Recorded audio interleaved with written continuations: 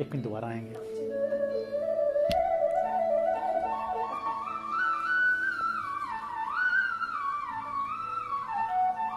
हरि ओम चंद्रमः मनुषो जातश्चक्षुः सूर्यो अजायत श्रोत्रः द्वायुश्च प्राणश्च मुखः अग्निरजायत भूतिपष्टसाक्षवे नमः। हरि ओम।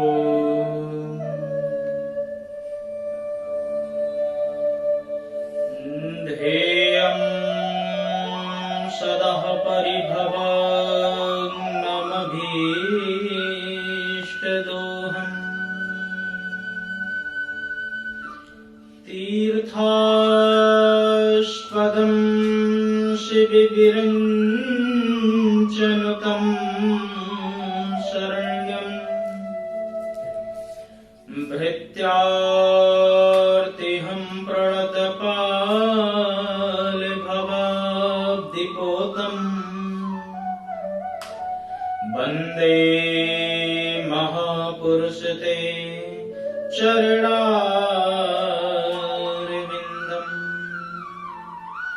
वंशी विभूषितकरा नवनीरदाभा पीताम्बरः गरुडबिम्बफलाधरुष्ठा पूर्णेन्दुसुन्दरमुखा दरविन्दनेत्रा कृष्णात् परं किमपि तत्त्वमहं न जाने। नारायणं नमस्कृत्यं नरं चैव नरोत्तमं देवीं सरस्वतीं व्यासं ततो जयमुदीरयेत्। भक्ति भक्त भगवन्ति गुरु चतुर नाम बपु एक, इनके पग बंधन किए सुनासत विघ्न अनेक। ठाकुर हमें न भूलियो चाहे लाख लोग मिल जाएं, तुम पर अति हम बहुत हैं, तुम्हें छोड़ कहाँ जाएं। आइए हनुमंत विराजिए, कथा कहूँ मति अनुसार, प्रेम भरी गादी धरूं सोबिराजिए पवन कुमार, सोबिराजिए पवन कुमार। बोले कृष्ण कन्हैया लाल की जय, एकादशी महारानी की जय, वृंदावन बिहारी लाल की जय, अम्बे मात की जय, जगदम्बे माता की जय, सभी देवी देवताओं की जय, पवन सुत हनुमान की जय। जय जय श्री राधे, जय जय श्री राधे, जय जय श्री राधे श्याम। परम मंगल में परात्पर अकारण करुणालय भक्त वांछा कल्पतरु तनिंदित विनिंदित श्री बाल कृष्ण लाल के पाद पद्मों में प्रणाम करते हुए कथा में आए भगवत चरणानुरागी भक्त वृंद एवं भक्तमती माताएं बहनें, प्रत्येक एकादशी की भांति आज की भी एकादशी जो कि आश्विन मास में आई है, आश्विन मास के कृष्ण पक्ष में जो एकादशी आती है, इसका नाम इंद्रा एकादशी है। ये एकादशी सदैव पितृपक्षों में ही लगभग आती है, क्योंकि एकादशी का पितरों के साथ भी बड़ा संबंध है। जब कई बार पितरों का समय होता है तो ब्राह्मण जब उनका क्रियाकर्म सब करवाते हैं तो उन्हें एकादशी दान भी करवाते हैं। जो व्यक्ति एकादशी का व्रत नहीं रखता है, यदि उसकी मृत्यु होती है तो उस मृत्यु पर उसे घर परिवार के लोग जो एकादशी रखते हैं उनसे उसे एकादशी दान करवाई जाती है, ताकि उस व्यक्ति की मुक्ति हो जाए।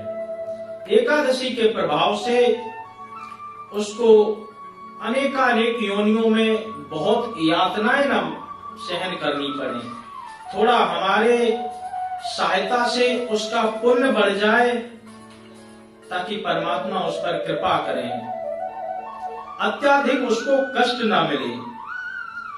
तो ये एकादशी है, इस एकादशी का नाम इंद्रा एकादशी है।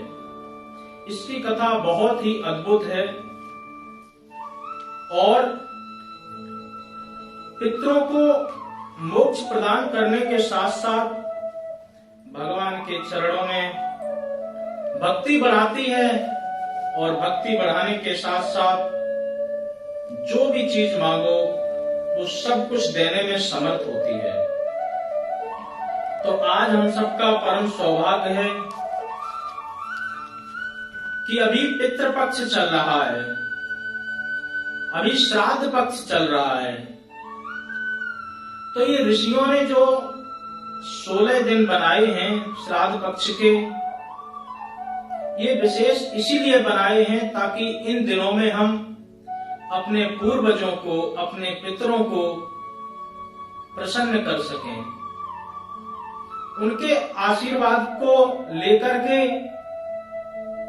हम उनके मार्गदर्शन पर चलने का प्रयास करें, या हम उन्हें इन विशेष दिनों में विशेष रूप से याद करके उनको प्रसन्न करने का प्रयास करें। हम सबका परम कर्तव्य है कि इन दिनों में अपने पितरों को जरूर याद करें, अपनी पितरों के प्रसन्नता हितार्थ उनके लिए कुछ न कुछ जरूर विशेष उपाय करें, उनकी अर्चना करें, उनकी वंदना करें। जो भी व्यक्ति अपने पितरों को याद नहीं करता है, उनके लिए कोई उपाय नहीं करता है, तो वो उनके आशीर्वाद से तो वंचित रहता ही रहता है, साथ ही साथ उनके कोप का भाजक भी उसको बनना पड़ता है। पितृ भी ऊपर से विचार करते होंगे कि हमने व्यर्थ ही इतना श्रम करके इनको इतना बड़ा किया, आज ये हमें पानी तक नहीं पूछ रहे हैं, पानी की छोड़ो, आज ये हमें याद भी नहीं कर रहे हैं। तो पितृ भी उन लोगों को श्राप देते हैं। इसलिए ऋषियों ने ये जो दिन बनाए हैं, अगर पितृ किसी कारण रुष्ट भी हो गए तो इन दिनों में हम उन्हें मनाएं, उनके आशीर्वाद के साथ में अपने जीवन को सफल बनाएं, और पितरों को या अपने से बड़े बुजुर्गों को जब हम सम्मान देते हैं तो नीतिकार कहते हैं कि सम्मान देने से हमें 4 चीजों की उपलब्धि होती है। अभिवादन शीलस्य,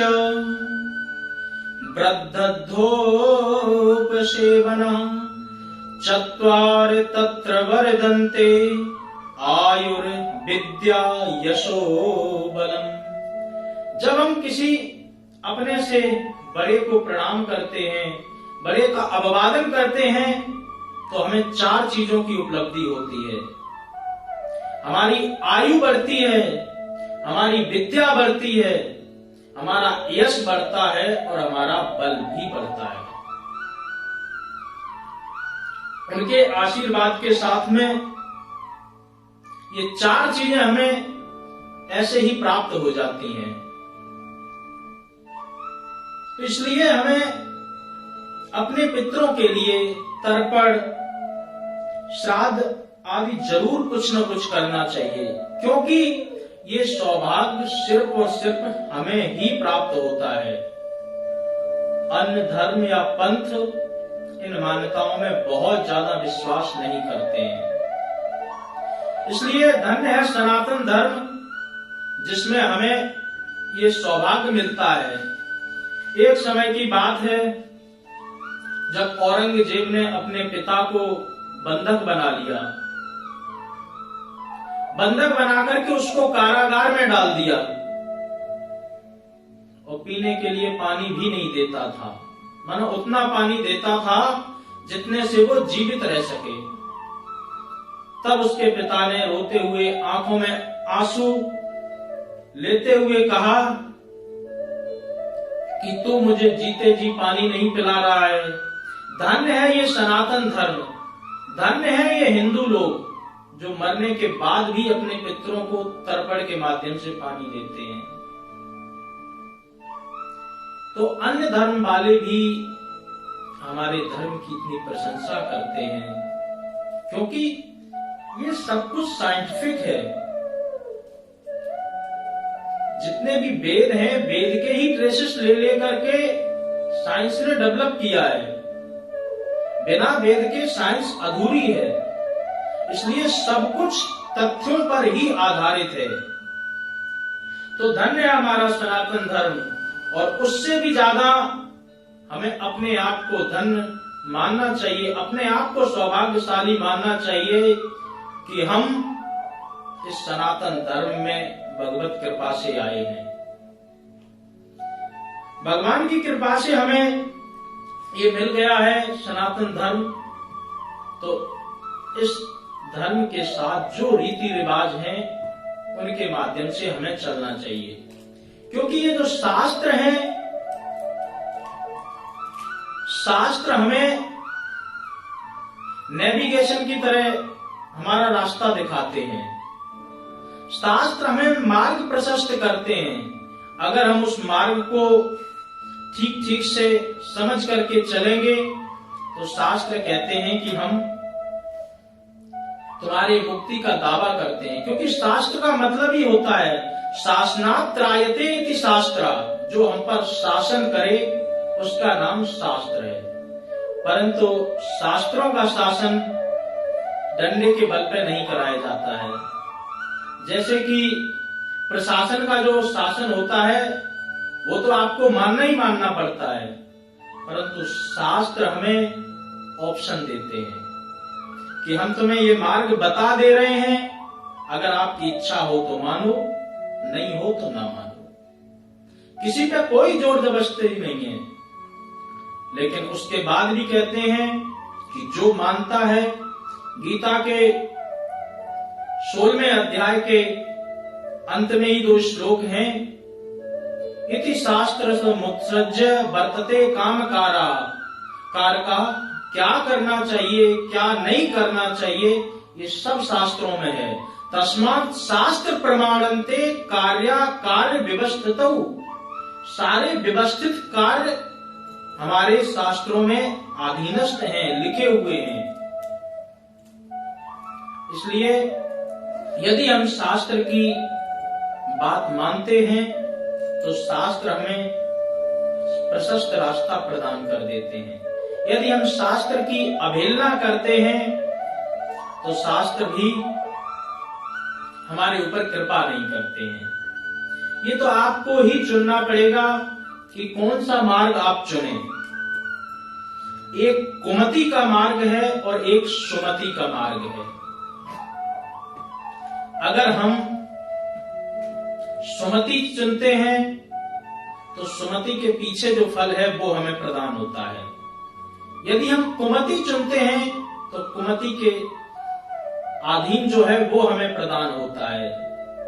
तुलसीदास जी कहते हैं कि जहां सुमति तहां संपत्ति नाना, और जहां कुमति तहां विपत्ति विधाना।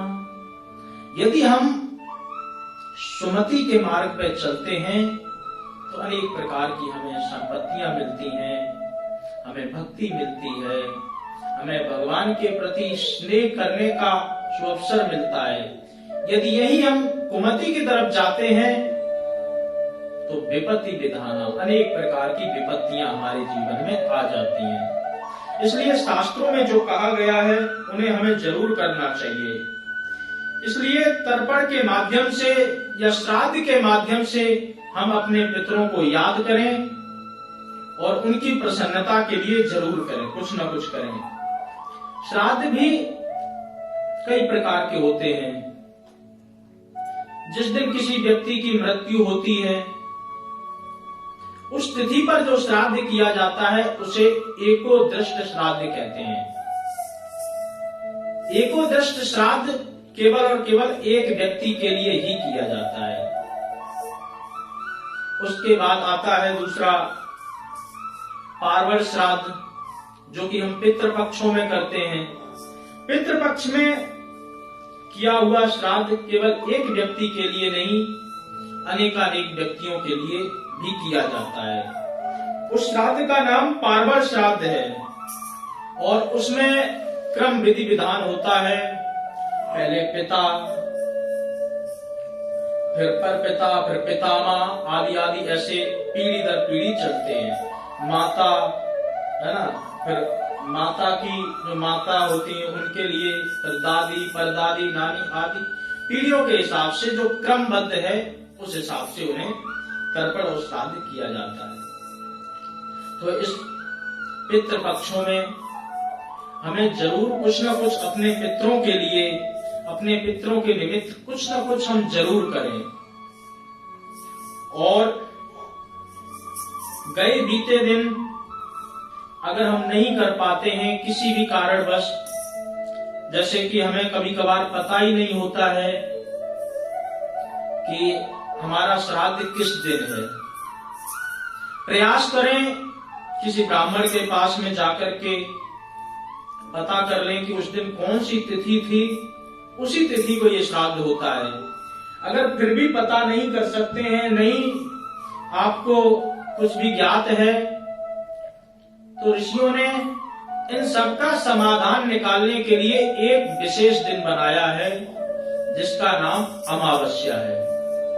और पितृपक्षों में आने के लिए उसका नाम रख दिया सर्वपितृ अमावस्या, यानी कि जितने भी पिता पितर किसी के भी हों, उस दिन उनके लिए जो भी आप करना चाहें वो सीधा उनको प्राप्त होता है। और आपके किए हुए प्रयास से आपके मन को प्रसन्नता तो होती ही होती है। और इतने वर्षों से ये परंपरा चली आ रही है तो यकीनन हमारे पितरों को भी कुछ न कुछ लाभ होता ही होगा। ऐसी मान्यता के साथ ही हम कर लें और कुछ न कुछ हमें अपने पितरों के निमित्त करते ही रहना चाहिए। हमारे मंदिर में भी 25 तारीख को श्राद्ध की विशेष वस्तुएं और जो कुछ हैं सब प्रदान भी की जाएंगी। और 10:30 बजे से 11:30 बजे तक का रखा गया है समय। तो आप लोग जो भी इच्छुक हों, जो भी अपने पितरों के निमित्त कुछ भी करना चाहें, वो आप आएं। आपका विधि विधान रूप से जो भी उसकी विधि होती है उसके अनुसार तर्पण, श्राद्ध आदि सब कुछ किया जाएगा। तो श्राद्ध पक्ष में हम अपने पिताओं को, पितामहों को, पितरों को जरूर याद करें। याद करके उनके आशीर्वाद लें, उनके लिए हम कुछ न कुछ पुण्य प्रताप करें ताकि वो जिस भी योनि में हो उस योनि में उनकी यातनाएं थोड़ी सी सहज हो जाएं। मुक्त तो व्यक्ति समय पर ही होता है, परंतु यातनाएं थोड़ी सहज हो जाती हैं। गोदान का विधान होता है, व्यक्ति गोदान करता है। मान्यताएं हैं कि ऊपर जो नदी पार करनी पड़ती है तो वो गाय की पूंछ पकड़ करके वो पार हो जाती है। इस मान्यता के आधार पर लोग गोदान भी किया करते हैं। तो इसलिए प्रत्येक मान्यता के पीछे कोई ना कोई उसका कारण है। प्रत्येक कार्य के पीछे कारण छुपा होता है। इसीलिए प्रत्येक मान्यता के पीछे भी कोई ना कोई लॉजिक अवश्य है।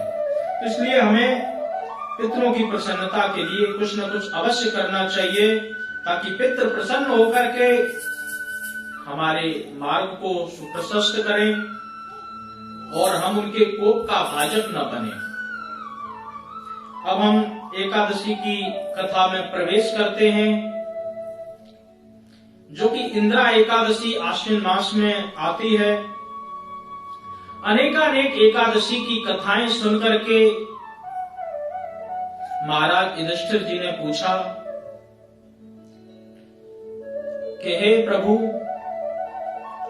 अनेकानेक एकादशी की आपने मुझे कथाएं सुनाई, उनका महात्म्य सुनाया है, परंतु मेरे मन को अभी भी तृप्ति नहीं हुई। कृपा करके आप ये आश्विन मास के कृष्ण पक्ष में एकादशी आने वाली है, इसकी क्या विशेषता है, इसका क्या कारण है और इस व्रत को किसने किया, इसका क्या महत्व है, मैं जानना चाहता हूं। आप कृपा करके मुझे सुनाएं। भगवान श्री कृष्ण कहते हैं कि एकादशी बहुत विशेष एकादशी है। इस एकादशी का नाम इंदिरा एकादशी है। समस्त पापों को नष्ट करने के साथ साथ पितरों की अधोगति से भी मुक्ति दिलाने का कार्य करती है। तो मैं इसकी कथा तुम्हें ध्यान से सुनाता हूं और ध्यान पूर्वक इस कथा को सुनो, क्योंकि कथा को सुनने से पहले अपने मन को जितना शांत चित्त कर लोगे उतना ही आपको कथा या सुमरन भजन जो भी आप करना चाहें उसमें आपका विशेष मन लगता है। जैसे सफेद कपड़े पर जितना आपका कपड़ा सफेद होगा उतना ही उस पर दूसरा रंग बहुत अच्छी तरह चढ़ेगा। यदि कपड़ा ही आपका कलर है तो दूसरा रंग नहीं चढ़ता है। इसीलिए मन, बुद्धि, चित्त जितना आपका निर्मल होगा उतना ही आपका कनेक्शन परमात्मा के साथ में अति निकट का होगा। तो ये एकादशी की कथा है, आप सब भी ध्यान पूर्वक सुने। सतयुग में माहेशमती नाम की एक नगरी थी। वहां पर एक इंद्रसेन नाम के प्रतापी राजा निवास किया करते थे। सभी प्रकार से उत्तम व्रतों का पालन करते थे। राजा पुत्र पौत्र और धन से संपन्न थे। सब कुछ उनके राज्य में था और भगवान विष्णु के भी वो बहुत परम भक्त थे। एक दिन वो अपनी सभा में बैठे हुए अपने सभासदों के साथ में विचार विमर्श कर रहे थे कि उसी समय श्री नारद जी वहां आकर के पधारे। नारद जी को प्रणाम किया और प्रणाम करके कहने लगे कि आप आसन पर विराजिए। अर्चन पूजन बंदन किया और अर्चन पूजन बंदन करने के बाद विचार करने लगे कि हम आपसे आपकी कुशलता का तो परिचय पूछ नहीं सकते, क्योंकि साधु संत तो सभी बंधनों से विमुक्त होते हैं। कुशलता तो गृहस्थियों से पूछी जाती है, जो आए ना आए दिन एक आधी परेशानी में फंसे रहते हैं। साधु संतों से क्या कुशलता का प्रश्न किया जाए। तो आप कृपा करके आसन ग्रहण करें और आसन ग्रहण करके आप अपने आगमन का कारण बताएं। तो श्री नारद जी ने कहा कि मैं आपके राज्य में देख रहा हूं धन धान संपन्न सब कुछ अच्छी तरह चल रहा है, परंतु मैं आपसे एक प्रश्न पूछना चाहता हूं, क्या आपके राज्य में सातों अंग कुशल पूर्वक हैं? तुम्हारी बुद्धि धर्म और तुम्हारा मन श्री हरि के चरणों में सदा निवास करता है कि नहीं? राजा ने उत्तर दिया कि आपकी कृपा से हमारे राज्य में सब कुछ कुशल मंगल चल रहा है। यहाँ पर हम यज्ञ आदि कर्म भी कर रहे हैं। आप कृपा करके अपने आगमन का सही सही कारण बताएं। तब नारद जी ने कहा कि हे राजन, आप मेरे वचनों से भयभीत न हो और अच्छी तरह आप सुने। मैं घूमते घूमते ब्रह्मलोक में गया और ब्रह्मलोक से फिर यमलोक की ओर प्रस्थान किया। तो जब मैं यमलोक में पहुंचा तो वहां पर श्रद्धा पूर्वक यमराज ने हमारी अर्चना वंदना की। मैंने धर्मशील सत्यवान यम की प्रशंसा भी की। उसी धर्मराज नगरी में मैंने एक महान प्रतापी धर्मात्मा जो कि आपके पिताजी थे उनको देखा। मेरा मन दुखी हो गया। मैंने उनसे पूछा कि आप इस यमपुरी में आकर के क्या कर रहे हैं और यहाँ पर यमपुरी में आप क्यों आए? क्योंकि आपने तो अपने राज्य में कुशलता पूर्वक सब चीजों का निर्वाह किया है। भगवान की पूजा आराधना भी आपने बहुत की, तो आप कौन से कारण से इस यमपुरी में आ गए?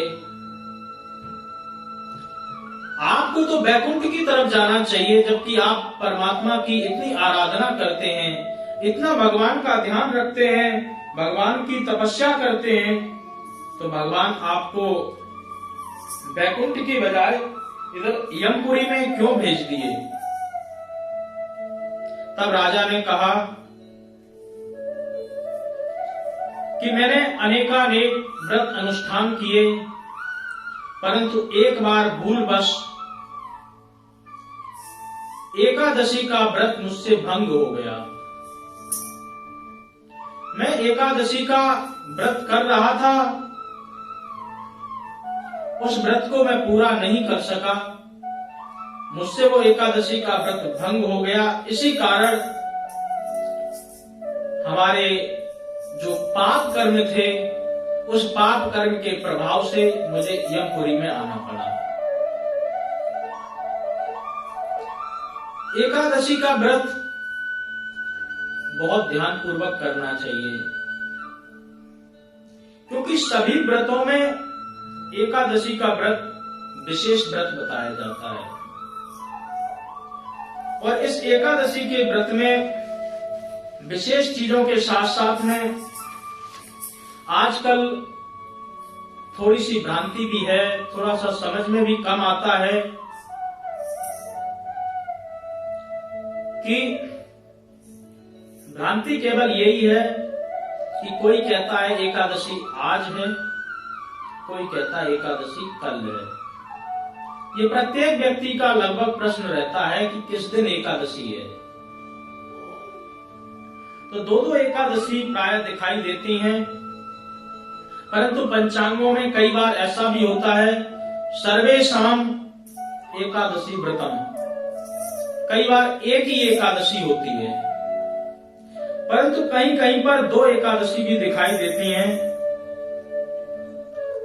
तो दो एकादशियों का निराकरण ये है कि दो प्रकार की एकादशी होती हैं, एक स्मार्त एकादशी है और दूसरी वैष्णव एकादशी। यह सब ज्ञान हमारे वैदिक सूत्रों से ही प्राप्त होता है। कुछ श्रुति सूत्र हैं, कुछ स्मृति सूत्र हैं, कुछ पुराणोल्लेखित सूत्र हैं, कुछ शुल्क सूत्र हैं, कुछ धर्म सूत्र हैं, आदि आदि अनेक सूत्रों से ये सब हमें ज्ञान प्राप्त होता है। तो दो प्रकार की एकादशी में भ्रांति नहीं करना चाहिए। उनका भी है निदान की एक है स्मार्त एकादशी और दूसरी है वैष्णव एकादशी। स्मार्तों की जो एकादशी है वो पारायण प्रधान होती है और जो वैष्णवों की एकादशी है वो शुद्धि प्रधान होती है। जो स्मार्त यानी कि ये जो मैं बता रहा हूं ये एक मोटा मोटे हिसाब है, बिल्कुल सूक्ष्म नहीं है, क्योंकि इसके तथ्य पूरी तरह प्रकाशित नहीं हुए हैं। दो प्रकार की जो भ्रांतियां रहती हैं उसका निदान करने का हम प्रयास कर रहे हैं। तो जो वैष्णवों की जो स्मार्त एकादशी है, जो ग्रस्तों की एकादशी है, उसमें उन्हें द्वादशी का पारायण मिलना अति आवश्यक होता है। और जो वैष्णवों की एकादशी शुद्धि प्रधान है उसमें वो समय के हिसाब से पारायण करते हैं। उसमें तिथि त्रयोदशी भी आ जाए तभी भी उनको कोई दोष नहीं लगता। तो विचार तो सिर्फ इस चीज का करना है कि एकादशी कितनी रहे। तो कम से कम जो कि ज्योतिष शास्त्र बताता है 45 घड़ी तो एकादशी रहना ही चाहिए। एक घड़ी 24 मिनट की होती है, 24 दूनी 48 और 48 दूनी 96। तो कम से कम 96 घड़ी एकादशी जो होती है वो शुद्ध एकादशी के रूप में मानी जाती है। इस विशेष प्रसंग का कोई विशेष मतलब भी नहीं बनता, परंतु इस कथा में प्रसंग आया कि एकादशी का व्रत समय से पूर्व उन्होंने पारायण कर लिया। इस एक छोटी सी त्रुटि के कारण उन्हें यमपुरी जाना पड़ा। तो एकादशी में विधि विधान भी देखना चाहिए, परंतु समय के साथ साथ में एकादशी में कुछ ढील भी दी गई है। एकादशी के व्रत को करने के साथ साथ नियम विधि विधान के साथ आपको खाने पीने में भी कुछ चीजों का ध्यान दिया जाता है। उनमें से 11 ऐसे चीज वो हैं जो आप 11 चीजों से बचें। यदि आप एकादशी का व्रत रख रहे हैं तो 11 चीजों से आपको विशेष बचने की आवश्यकता है। 11 ऐसी क्रियाएं हैं जिनको आप ना करें तो आपका व्रत आसानी पूर्वक चलता रहेगा। उसमें पहला है बार बार पानी पीना, दूसरा है हिंसा करना, तीसरा है अपवित्र रहना, चौथा है असत्य भाषण करना, पांचवा है पान चबाना, छठवां है दातून करना, अब तो दातून का काम ही खत्म हो गया, सातवां है दिन में सोना, आठवां है मैथुन करना, नौवां है जुआ खेलना, 10वां है रात में सोना, एकादशी के दिन जागरण का भी विधान होता है, और 11वां है पतित व्यक्तियों से असत्य भाषण करना, झूठ बोलना आदि आदि। ऐसे इन 11 अपराधों से यदि जो व्यक्ति बचता है या बचने का प्रयास करता है तो उसकी एकादशी बहुत ही शुद्धि प्रधान एकादशी मानी जाती है। इसके साथ साथ में एकादशी का विधान भी है कि आप कैसे करें, प्रयास करें निर्जला एकादशी रहने का। नहीं रह सकते आप जल के साथ में रहें, जल भी पर्याप्त नहीं है आप दूध के साथ रहें, दूध नहीं है पर्याप्त तो कंद मूल फल, और इसके बाद आता है फलाहार। फलाहार से भी जिन लोगों की तृप्ति नहीं होती है तो वो एक समय का भोजन भी कर सकते हैं, परंतु चावल को छोड़ करके, क्योंकि चावल मुख्य अन्न के रूप में माना जाता है, इसलिए चावल को छोड़ करके आप अन्न भोजन ले सकते हैं। गरिष्ठ भोजन ना करें, मसूर की दाल ना खाएं, लहसुन प्याज आदि का भक्षण ना करें उस दिन। तो इस प्रकार से व्रत के भंग हो जाने के कारण इंद्रसेन के पिता को यमपुरी जाना पड़ा। तो इंद्रसेन ने नारद जी से पूछा कि इसका कोई उपाय हो जिससे हम उन्हें यमपुरी से सीधे बैकुंठ को भेजने का प्रयास कर सकें। तो नारद जी ने कहा कि आश्विन मास के कृष्ण पक्ष में जो एकादशी आने वाली है, इसका तुम विधि विधान से पूजन करना, विधि विधान से इसकी उपासना करना और इस एकादशी में अच्छी तरह व्रत रखना, उपवास करना। उपवास का मतलब होता है उप माने समीप, वास माने निवास करना। परमात्मा के पास निवास करने का नाम ही उपवास है। व्रत का मतलब होता है बंधन में बंध जाना। तो इसलिए अच्छी तरह यदि व्रत अनुष्ठान करोगे तो तुम्हें श्रद्धा पूर्वक किया हुआ फल जरूर फलीभूत होता है। इस व्रत के प्रभाव से तुम्हारे पिताजी को यमपुरी से जरूर छुटकारा मिल जाएगा। राजा ने वही किया। पुंडरीकाक्ष भगवान श्री हरि का संकल्प लिया और शालिग्राम जी की मूर्ति के सामने विधि पूर्वक, श्रद्धा पूर्वक योग ब्राह्मणों को बुला करके आराधना की। पूरे दिन व्रत रहा। व्रत रहने के बाद में जब दूसरे दिन उसने पारायण किया तो पारायण करने के प्रभाव से उसके जो पितर यमपुरी में निवास कर रहे थे, केवल और केवल व्रत के ही प्रभाव से उनको उस यमपुरी से मोक्ष प्राप्त हो गया। वो सीधे बैकुंठ को प्रदान हुए। जब बैकुंठ पहुंचे तो नारद जी ने पुनः फिर संकेत दे दिया कि राजन, तुम्हारा व्रत पूरी तरह अभीष्ट फलदायी हुआ है। तुम्हारे व्रत के प्रभाव से तुम्हारे पितर को मुक्ति मिल गई है और साथ ही साथ इस एकादशी का इतना बड़ा विशेष महत्व है कि जो भी इस एकादशी का व्रत विधि विधान पूर्वक करता है, आकाश से परमात्मा दिव्य पुष्पों की वृष्टि करते हैं उसके ऊपर जब वो प्रस्थान करता है अपने लोक को, और अनंत काल तक वह स्वर्ग भोगता है और स्वर्ग भोगने के बाद कर्म के हिसाब से उसको दोबारा भी भूमि पर आना पड़ता है और आने के साथ साथ वह अपने इष्ट देव की उपासना करके अपने जीवन को मोक्ष की ओर ले जा सकता है। ये जो इंदिरा एकादशी है, ये भक्ति मुक्ति एवं पापों को नष्ट करने के साथ साथ जो आपके पाप हैं उनको नष्ट करती है।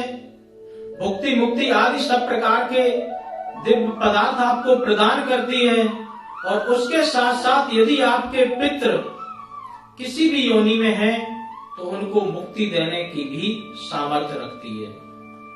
तो इस एकादशी को प्रत्येक व्यक्ति को एकादशी की शरण लेनी चाहिए, एकादशी की उपासना करनी चाहिए और एकादशी की उपासना करने के साथ साथ श्री हरि की उपासना विशेष रूप से करनी चाहिए, क्योंकि परमात्मा जो है ना, ऊर्ध्व मूल मदश शाखा, जो श्री हरि विष्णु जी हैं, ये ही सभी के आदि में हैं। आप अनेकानेक देवी देवताओं की उपासना करते हैं, परंतु इसका विशेष फल भगवान विष्णु जी के द्वारा ही प्रदान होता है। सर्वदेव नमस्कारा केशवम प्रतिगच्छति। आपका किया हुआ जितना भी पुण्य प्रताप है वो सब भगवान विष्णु के चरणों में ही समर्पित होता है। उसके बाद वहां से आपको फल की प्राप्ति होती है। तो इसलिए एकादशी की प्रत्येक व्यक्ति शरण ले और व्रत अनुष्ठान करने का प्रयास करें। इसमें विशेष त्रुटि यदि हो भी कोई जाती है तो अनेकानेक एकादशी ऐसी भी हैं जो केवल और केवल पाप के प्रायश्चित के लिए ही होती हैं। इसलिए किसी भी व्यक्ति को घबराने की आवश्यकता नहीं है कि कभी 2 एकादशी हैं तो कभी 1 एकादशी है। ये एकादशी सिर्फ और सिर्फ विधान पूर्वक वैष्णव और स्मार्तों के लिए ही बनाई गई हैं। हम कोई भी एकादशी का व्रत करें, कुछ भी करें, हमारे पीछे उसका एक ही श्रेय होता है कि हमें परमात्मा की आराधना करने के प्रभाव से, प्रयास से हमें भगवान की भक्ति मिले।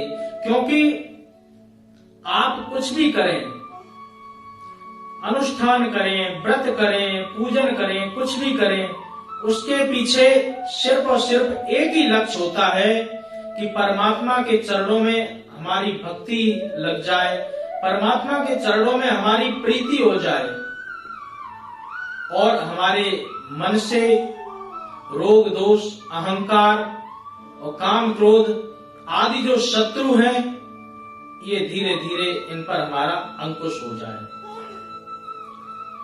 काम क्रोध लोभ मोह आदि ये हमें तब तक परेशान करते रहते हैं जब तक हम इनको पकड़ने का प्रयास नहीं करते हैं। प्रत्येक इंद्रिय के साथ में ये दोष जुड़े हुए हैं, परंतु जब हम परमात्मा का आश्रय ले लेते हैं, परमात्मा की आराधना करते हैं, तो इन दोषों का विशेष प्रभाव नहीं पड़ता है। क्योंकि भगवान है मायापति। यदि हम मायापति का आश्रय लेते हैं तो मायापति के कृपा से माया हमें बहुत परेशान नहीं करती है। जादूगर जो होता है वो अनेकानेक प्रकार के अपने कर्म दिखाता है, अपने चमत्कार दिखाता है, तो वहां पर बैठे जितने लोग हैं सब आश्चर्यचकित हो जाते हैं, सब भयभीत हो जाते हैं। वो देखते ही देखते ताजमहल को भी गायब कर दे, कोई भी वस्तु को गायब कर दे, देखते ही देखते नोटों की गड्डियां प्रकट कर दे और उसके बाद में वही कटोरा लेकर के भीख मांगने लगता है। तो ये सब उसकी माया का ही प्रभाव है। परंतु जब वो अपनी माया दिखाता है तो वहां जितने भी खड़े हुए देखते हैं सब उसकी माया से प्रभावित हो जाते हैं, क्योंकि वो अपनी माया से सबके चक्षु बंद कर देता है। तो वो जैसा दिखाना चाहता वैसा ही दिखता है। परंतु उन सब में भी जो एक व्यक्ति होता है उस पर कोई प्रभाव नहीं पड़ता है, जिसका नाम जमूड़ा होता है, जो कि उसके साथ में ही रहता है। क्योंकि वो जादूगर के साथ में रह करके धीरे धीरे धीरे धीरे उसकी कला को सब जान लेता है, उसको पहचान लेता है, उसको समझ लेता है। यदि हम भी परमात्मा के जमूड़े बन जाएं, हम भी परमात्मा के अधीन हो जाएं, तो माया हमें बहुत परेशान नहीं कर सकती। तुलसीदास जी प्रमाण देते हैं, नट खट बेकट कपट खगराया, नट सेव कहीं न व्यापे माया। जैसे उस नट सेवक को माया कोई भी व्याप्त नहीं होती है, कुछ भी परेशान नहीं करती है, इसी प्रकार से भगवान है मायापति और हम सब हैं जीवात्मा।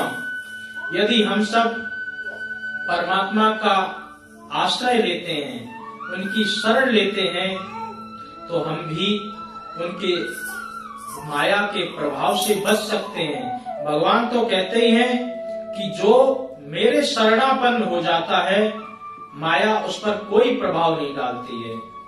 इसलिए ये जीवन जितना है, ये सब कुछ यदि हम प्रयास करें परमात्मा के ही चरणों में लगाने का, तो वो ही हमारा सार्थक है। क्योंकि अनेक जन्मों की बिगड़ी, आपकी इस जन्म में तो बन सकती है, और इस जन्म में भी यदि चूक हो गई तो आगे बनने की कोई गारंटी नहीं है। इसलिए इसी जन्म से हमें प्रयास करना चाहिए, हमें अनुष्ठान व्रत आदि का माध्यम सहारा लेकर के अपने उस लक्ष्य तक पहुंचने का प्रयास करना चाहिए, जो कि प्रत्येक व्यक्ति का धर्म भी है। प्रत्येक व्यक्ति को मोक्ष की तरफ जाने के लिए ये अनेकानेक साधन हैं। उसमें ये एकादशी का जो साधन है वो सबसे श्रेष्ठ साधन बताया गया, क्योंकि ये उपासना में आपकी प्रवृत्ति लगाता है। आप जितना शुद्धि रूप से व्रत का पालन करते हैं, अन्न का त्याग करते हैं, तो उतने दिन उस समय तक आपकी बुद्धि शुद्ध रहती है। जब बुद्धि शुद्ध रहती है तो दूषित विचार भी बुद्धि में नहीं प्रवेश करते हैं। जब दूषित विचार प्रवेश नहीं करेंगे तो आपका मन भक्ति में और भी अच्छी तरह लगेगा। इसलिए कोई भी व्रत करें, कोई भी अनुष्ठान करें, उन सबका एक ही लक्ष्य परिलक्षित होता है कि हम परमात्मा की समीप धीरे धीरे धीरे धीरे निकटवर्ती होते जाएं, और एक दिन वो आता है जब परमात्मा हमें अपने इतने समीप कर लेते हैं कि अन्य चीजों में फिर हमारा मन ही नहीं लगता है। उसी का नाम है समाधि, उसी का नाम है प्रज्ञा स्थिति। जब हमारा संसार से पूरी तरह वैराग्य हो जाए, मोह छूट जाए, उसी का नाम ही जो है ना स्वयं की स्थिति है, स्वयं को जानना। जो व्यक्ति जब स्वयं को जान लेता है तो उसके बाद में उसके कोई भी बंधन उसको प्रभाव नहीं कर पाते हैं। इस संसार में दो ही प्रकार की रस्सियां हैं जिनसे हम बंधे हुए हैं, देह में अहमता और देह के नातों में ममता। देह में अहम भाव है कि ये मैं हूं, और देह के नातों में ममत्व भाव है कि ये मेरा है। अगर ये दो रस्सियां कट जाएं तो किसी भी प्रकार का मोह व्यक्ति को ग्रसित कर ही नहीं सकता। इन दोनों रस्सियों को काटने का सबसे पहला माध्यम है कि व्यक्ति बार बार अपने शरीर की तरफ ध्यान दे। वो ध्यान किस प्रकार दे? वो विचार करे कि ये शरीर में 9 द्वारे हैं, नवद्वारम पुरम देहि। प्रत्येक व्यक्ति के शरीर में 9 द्वार हैं, और 9 द्वारों से इतना ऊटपटांग चीजें निकलती हैं जो कि हमारे किसी काम की नहीं है। जब इस प्रकार का विचार बार बार करेगा तो उसको समझ में आएगा, क्योंकि ये शरीर 5 भौतिक तत्वों से बना है। इसके साथ साथ में है क्या इसके अंदर? अस्थि स्तंभम स्नायुबद्धम मांस शोणित लेपनम चर्माबंधम दुर्गंधम पात्रम मूत्र पुरीशयो। ये शरीर का धर्म है। शरीर में क्या है? अस्थि है, स्नायु है, रक्त है, मज्जा, और पूरी तरह गंदगी भरी है। क्योंकि गंदगी दिखती है, मुंह से तो गंदगी निकल रही है, नाक से तो गंदगी निकल रही है, कान से तो गंदगी निकल रही है। तो हमें विचार करना चाहिए कि हमारा शरीर कितना गंदा है। जब इस प्रकार से बार बार विचार करेंगे तो शरीर के प्रति जो हमारा आसक्ति भाव है, जो लगाव है, वो धीरे धीरे धीरे धीरे हटने लगेगा। जब शरीर के प्रति हमारा आसक्ति भाव हटेगा तो अहमता का भाव धीरे धीरे धीरे धीरे वो भी कम होने लगेगा। दूसरा है ममत्व भाव। जब अपने शरीर से लगाव नहीं रहेगा तो फिर जो हमारे हैं उनसे भी आपकी डोरी धीरे धीरे पतली होने लगेगी। एकदम तो नहीं कटेगी, क्योंकि हम समाज में हैं। समाज की मान्यताओं को देख करके समाज में जैसा चल रहा है उसको भी देखना पड़ता है। तो परंतु धीरे धीरे अंदर से आपको वैराग्य उत्पन्न होने लगेगा। जब अंदर से वैराग्य उत्पन्न होगा तो एक दिन आपकी स्थिति वो बन जाएगी कि कोई भी मोह आपको ग्रसित नहीं कर पाएगा और पूरी तरह आप विमुक्त हो जाएंगे। सभी जितने भी अनुष्ठान व्रत आदि हैं, उनका एक ही मूल मंत्र है कि आप किसी भी तरीके से अपने मुक्ति का मार्ग खोजने का प्रयास करो। कोई भी कारण हो, कुछ भी करो, आप कुछ न कुछ इस शरीर में जो आपके आत्म चेतन तत्व जो बधा हुआ है, जो आपके शरीर में स्थान स्थापित है, धीरे धीरे इसको जो है ना, इस शरीर से विमुक्त करके अपनी मुक्ति का मार्ग ढूंढो।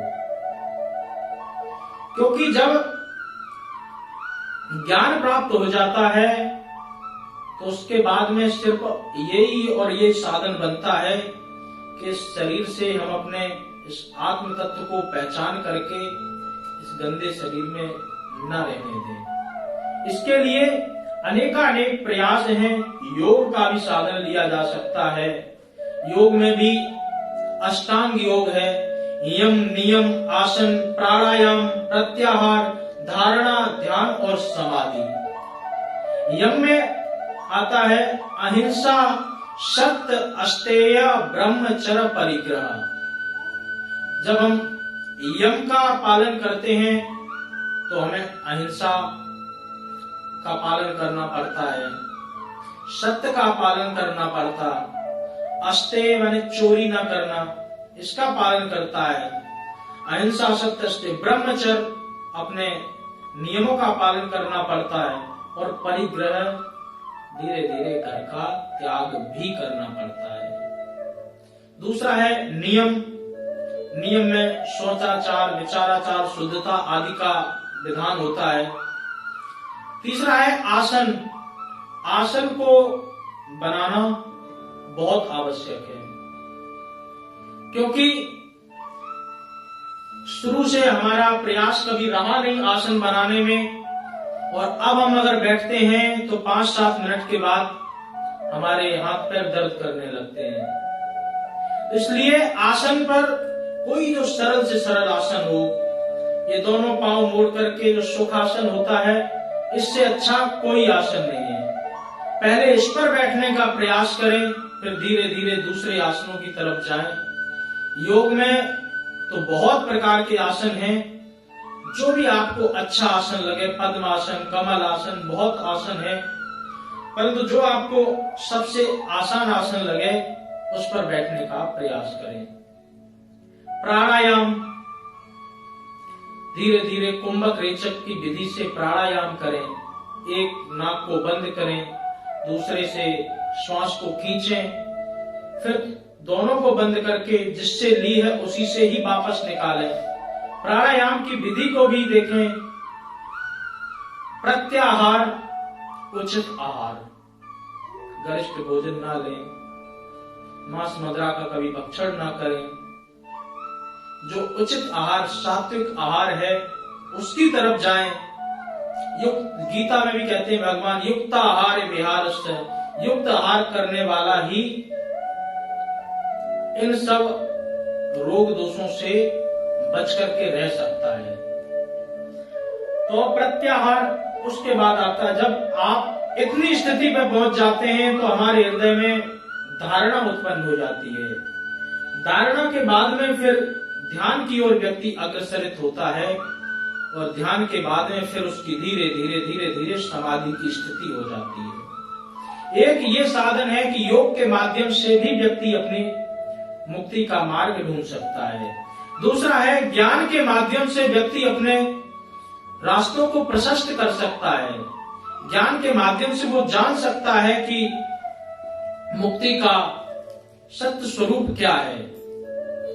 तीसरा है भक्ति योग।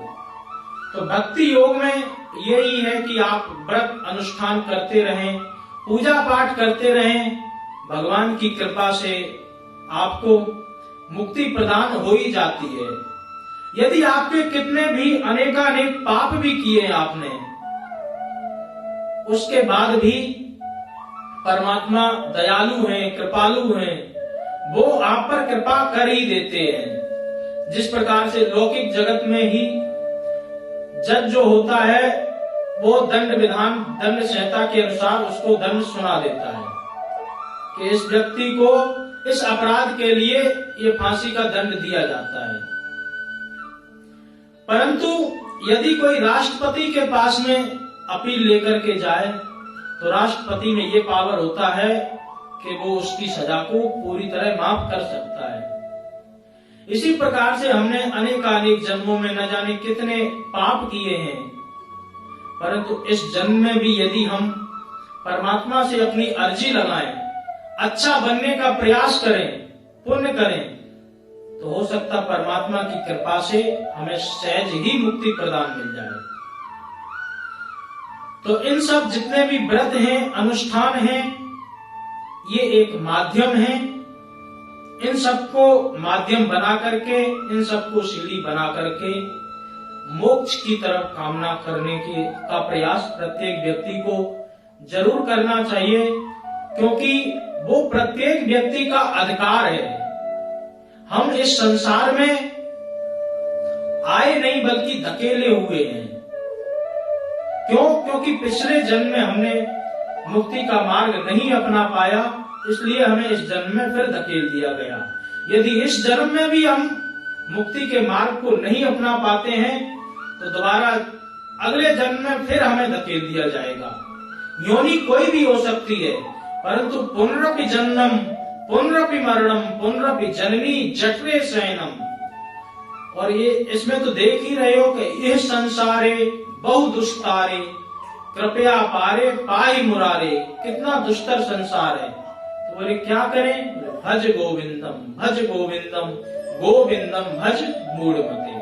परमात्मा का नाम लो, परमात्मा की शरण लो, और परमात्मा ही आपके सभी रोग दोष सबको नष्ट करके मुक्ति का मार्ग आपको प्रदान कर सकते हैं। इसलिए प्रत्येक व्यक्ति एकादशी आदि जो भी व्रत हैं, जिसमें जिसकी रुचि हो, उन व्रतों को करने का प्रयास करें और निष्ठा पूर्वक प्रयास करें। कोई भी प्रयास निष्ठा पूर्वक किया हुआ निष्फल कभी नहीं हो सकता है। जितनी आपकी श्रद्धा है उसी हिसाब से आपको फल जरूर प्रदान होता है। तो इन्हीं शब्दों के साथ आज की एकादशी की कथा यहीं पूर्ण होती है, यहीं विराम लेते हैं। अब अगली एकादशी में आपको फिर कथा सुनने को मिलेगी। उससे पूर्व पूर्णिमा आ जाएगी, पूर्णिमा की भी कथा आपको सुनने को मिलेगी। और पूर्णिमा से भी पूर्व नवरात्र आने वाले हैं। नवरात्र में भी आप आए। प्रत्येक दिन चौकी का भी विधान है, प्रत्येक दिन चौकी होगी माता की, और उसके साथ साथ दुर्गा सप्तशती का पाठ भी होगा। और दुर्गा सप्तशती के पाठ के साथ में जो पहला नवरात्र आ रहा है, उसमें हमारे मंदिर में 2 प्रकार के प्रोग्राम किए जा रहे हैं। एक तो जहां हम माता जी की आराधना के साथ में हम उनकी शक्ति को लेते हुए आगे बढ़ने का प्रयास करते हैं। वहीं दूसरा एक प्रोग्राम लक्ष्मी माता के जो भक्त लोग हैं, जो लक्ष्मी के पुत्र हैं, उनकी तरफ भी हमें ध्यान देना पड़ता है, क्योंकि कोई भी कार्य बिना लक्ष्मी माता के हो ही नहीं सकता। तो ऐसे श्री अग्रसेन जी महाराज, जिन्होंने भगवान शंकर की आराधना करके लक्ष्मी जी को उपासना में प्राप्त किया और उसी लक्ष्मी से अनेकानेक यज्ञ अनुष्ठान आदि करवाए। तो आज माता लक्ष्मी जी की अग्रसेन महाराज के ऊपर तो कृपा थी ही थी, उनके जो वंशज हैं उनके ऊपर भी विशेष कृपा दिखती है। तो ऐसे अग्रसेन महाराज जी की जयंती को भी उस दिन मना रहे हैं विशेष धूमधाम के साथ। तो अनेकानेक प्रोग्राम हमारे मंदिर में होते रहते हैं। आप सब जरूर आने का प्रयास करें, क्योंकि मंदिर में जब जब हम आते रहेंगे तो मंदिर से कुछ न कुछ हमको जरूर सीखने को ही मिलता है। मंदिरों में हम जब भी आते हैं तो हमारा किसी भी प्रकार से हमें तो नहीं लगता कि कोई नुकसान होता हो। अगर आप लोगों को लगता हो तो बताओ, क्या मंदिर में आने से किसी भी व्यक्ति का कोई नुकसान कभी हुआ? जबकि हमें परेशानी होती है तब हम यहाँ सॉल्यूशन के लिए आते हैं, अपनी परेशानी को निवारण करने के लिए आते हैं। तो जहाँ परेशानियों का निवारण हो वहां तो कोई परेशानी हो ही नहीं सकती। इसलिए आप बार बार मंदिर आए, क्योंकि मंदिरों में आने से आपकी निष्ठा बढ़ेगी, भगवान के प्रति आपका प्रेम बढ़ेगा। और मंदिरों में आने के बाद में यदि आप सेवा भाव में जुड़ना चाहें तो फिर एक पंथ दो काज हो जाएंगे। सेवा भी आप करेंगे और भक्ति भी आप करेंगे तो उसका फल जो है आपको विशेष गुना मिलेगा। एक काम का एक फल तो दो काम के दो फल हुए। इस प्रकार से आपको दो फलों की भी प्राप्ति होगी। तो आप सब आने का प्रयास करें, क्योंकि मंदिर आपके आने से ही मंदिरों की या धर्म स्थलों की शोभा है। इसलिए आप जरूर आएं, आकर के भगवान के प्रति अपनी कृतज्ञता ज्ञापित करें कि परमात्मा आपने मुझे इतनी अच्छी काया दे दी और सनातन धर्म में आपने हमें जन्म दे दिया। क्योंकि दूसरे यदि अन्य किसी उसमें जन्म मिल जाए, जन्म के साथ साथ यदि अन्य जगह पर जन्म मिल जाए, हम लोग परम सौभाग्यशाली हैं। अगर हमें यूक्रेन में जन्म मिल जाता तो आज देखो कितनी बड़ी वहां परेशानी हो रही है। इसलिए हर तरीके से परमात्मा की हम पर कृपा है, ऐसा मान करके हम उन्हें बार बार धन्यवाद करें, बार बार उनके चरणों में प्रणाम करें। इसी के साथ आज की कथा का यहीं पर विश्राम। बोले एकादशी महारानी की जय, कृष्ण कन्हैया लाल की जय, अम्बे मात की जय, जगदम्बे माता की जय। जय जय श्री राधे, जय जय श्री राधे, जय जय श्री राधे श्याम। अब हम लोग आरती की तरफ अग्रसरित होंगे।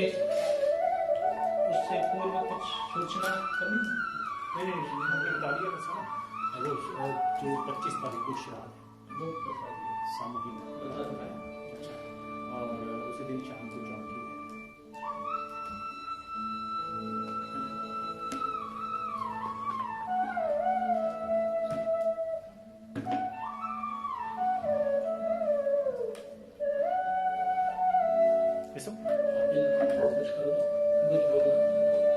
ठीक है, फिर आरती ला रही है। श्री कृष्ण गोविंद हरे मुरारी, हे नाथ नारायण वासुदेवा। श्री कृष्ण गोविंद हरे मुरारी, हे नाथ नारायण वासुदेवा। हे नाथ नारायण वासुदेवा, हे नाथ नारायण वासुदेवा, हे नाथ नारायण वासुदेवा।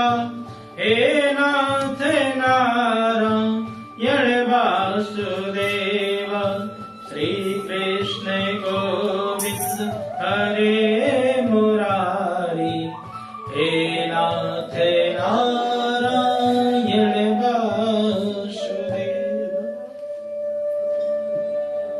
ओम श्री हरि ओम। दीपो ज्योति परब्रह्म, दीपो ज्योति जनार्दन, दीपो हरतु मे पापम, पूजा दीप नमोस्तुते नमोस्तुते। श्री बांके बिहारी तेरी आरती गाऊं, श्री बांके बिहारी तेरी आरती गाऊं, आरती गाऊं प्यारे आपको मनाऊं, आरती गाऊं प्यारे आपको मनाऊं, श्री बांके बिहारी तेरी आरती गाऊं। मोरे मुकुट तेरे शीश पे सोए, मोरे मुकुट तेरे शीश पे सोए, प्यारी बंसी मेरो मन मोहे, प्यारी बंसी मेरा मन मोहे। देखो छवि में बलि हारी में जाऊं, श्री बांके बिहारी तेरी आरती गाऊं। चरणों से निकली है गंगा प्यारी, चरणों से निकली है गंगा प्यारी, जिसने सारी दुनिया तारी, जिसने सारी दुनिया तारी, उन चरणों के मैं दर्शन पाऊं, श्री बांके बिहारी तेरी आरती गाऊं। दास अनाथ के नाथ आप हो, दास अनाथ के नाथ आप हो, सुख दुख जीवन प्यारे साथ आप हो, सुख दुख जीवन प्यारे साथ आप हो।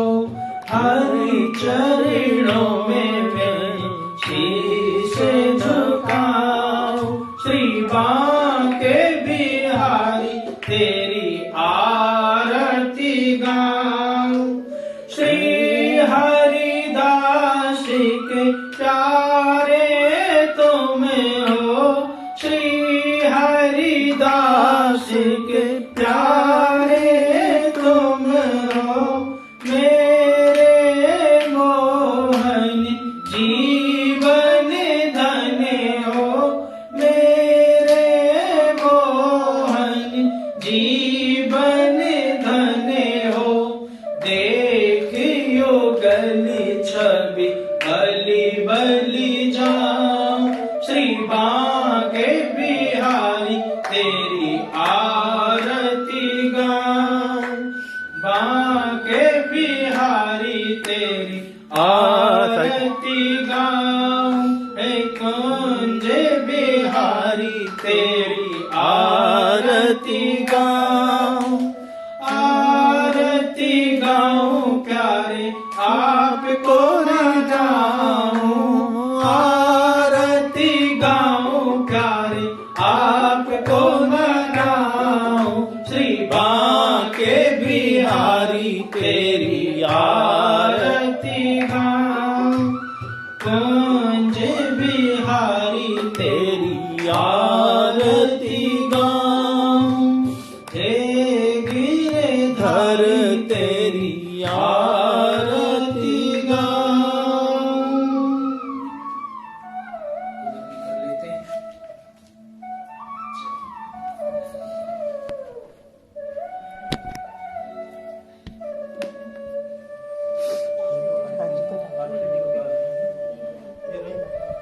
हाँ जी। जयंती मंगला काली भद्रकाली कपालिनी दुर्गा क्षमा शिवा धात्री स्वाहा सुधा नमोस्तुते स्वाहा सुधा नमोस्तुते। ओम जय अम्बे गौरी मैया जय श्यामा गौरी तुमको नित दिन जावत मैया जी को सदा ही बनावत हरि ब्रह्मा शिव जी ओम जय अम्बे गौरी मांग सिंदूर विराज को मृग मद को मैया जी को मृग मद को ओ जल से दो नैया ओ जल से दो नैया चंद्र बदन की को ओम जय अम्बे गौरी कनक समान कलेवर रत्नांबर राखे मैया रत्नांबर राखे रक्त पुष्प गलमाला रक्त पुष्प गलमाला कंठन पर राखे ओम जय अम्बे गौरी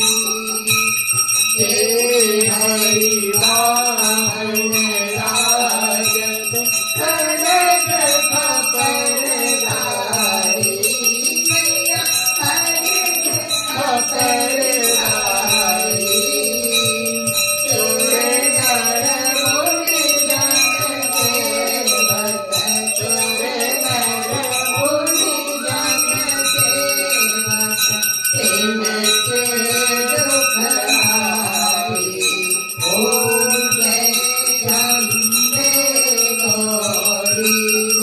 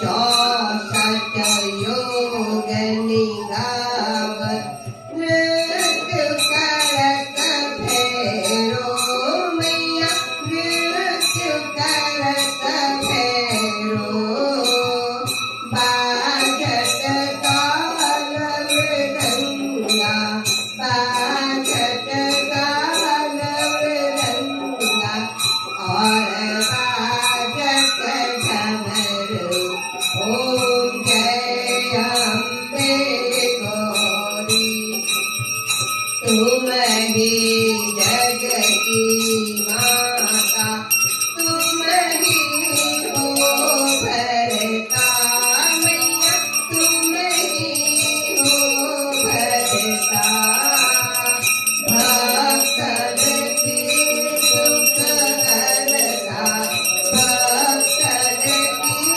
दुख हरता सुख संपत्ति करता ओम जय अम्बे गौरी भुजाचार्य अति शोभित वरे मुद्राधारी मैया वरे मुद्राधारी मन वांछित फल पावत मन वांछित फल पावत सेवक नर नारी ओम जय अम्बे गौरी कंचन हार विराजत अजर कपूर भाती मैया अजर कपूर भाती श्रीवाल के तुम राजत श्रीवाल के तुम राजत कोटि रतन ज्योति ओम जय अम्बे गौरी श्री अम्बे जी की आरती जो कोई जर गावे मैया प्रेम सहित गावे कहत हरि नर स्वामी भजत हरि मन वांछित फल पावे ओम जय अम्बे गौरी जय अम्बे गौरी मैया जय मामा गौरी मैया जय मंगल करणी मैया जय आनंद करणी तुम को निज बिन ध्यावत मैया जी को सदा मनावत हरि राम हरि ओम जय अम्बे कर्पूरगौरं करुणावतारं संसारसारं भुजगेन्द्रहारं सदा वसन्तं हृदयारविन्दे भवन् भवानी सहितं नमामि मङ्गलं भगवान् विष्णु मङ्गलं गरुडध्वज मङ्गलं पुण्डरीकाक्ष मङ्गलाय तनोहरि सर्वमङ्गलमाङ्गल्ये शिवे सर्वार्थसाधिके शरण्ये त्र्यम्बके गौरी नारायणी नमोस्तुते श्री नारायणी नमोस्तुते श्री नारायणी नमोस्तुते तमेव माता च पिता तमेव तमेव बन्धु च सखा तमेव तमेव विद्या द्रविणं तमेव तमेव सर्वं देव सर्वे भवन्तु सुखिनः सर्वे सन्तु निरामयाः सर्वे भद्राणि पश्यन्तु मा कश्चित् दुःखभाग् भवेत्।